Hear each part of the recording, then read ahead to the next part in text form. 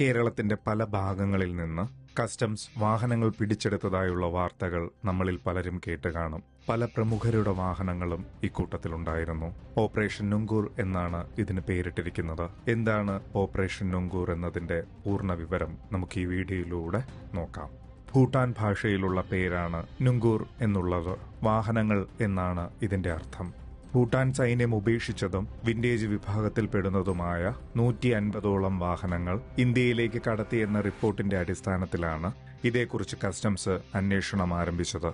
ഇതിൽ 20ഓളം വാഹനങ്ങൾ കേരളത്തിലെത്തിയെന്നാണ് അന്വേഷണ ഏജൻസിക്ക് ലഭിച്ച വിവരം. ഭൂട്ടാൻ സൈന്യം നിശ്ചിത സമയം ഉപയോഗിച്ച വാഹനം ലേലം ചെയ്യാറുണ്ട്. അങ്ങനെയുള്ള വാഹനങ്ങൾ കുറഞ്ഞ വിലയിൽ വാങ്ങി കൂടുതൽ വിലയ്ക്ക് വിൽക്കുന്നു. വിദേശ രാജ്യങ്ങളിൽ നിന്ന് വാഹനങ്ങൾ ഭൂട്ടാനിലേക്ക് എത്തിച്ച് ഭൂട്ടാനിൽ വാഹനങ്ങൾ രജിസ്റ്റർ ചെയ്തതിനു ശേഷം ഇന്ത്യയിൽ എത്തിക്കുന്നതാണ് മറ്റൊരു രീതി. ഇതിലൂടെ വളരെ വലിയ ടാക്സ് വെട്ടിപ്പ് നടക്കുന്നു എന്നുള്ളതാണ് അന്വേഷണത്തിന് പിന്നിലുള്ള വസ്തുത.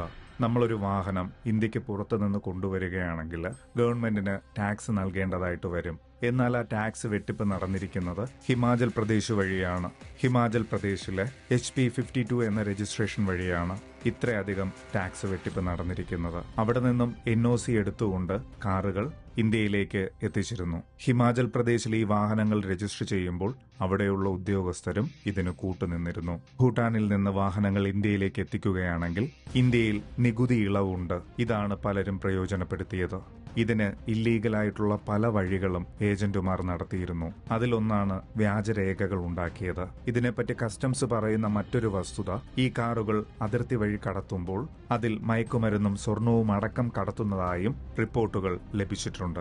ഒരു രാജ്യത്തിന്റെ വികസനത്തിന് വേണ്ടൊരു കാര്യം തന്നെയാണ് ടാക്സ്.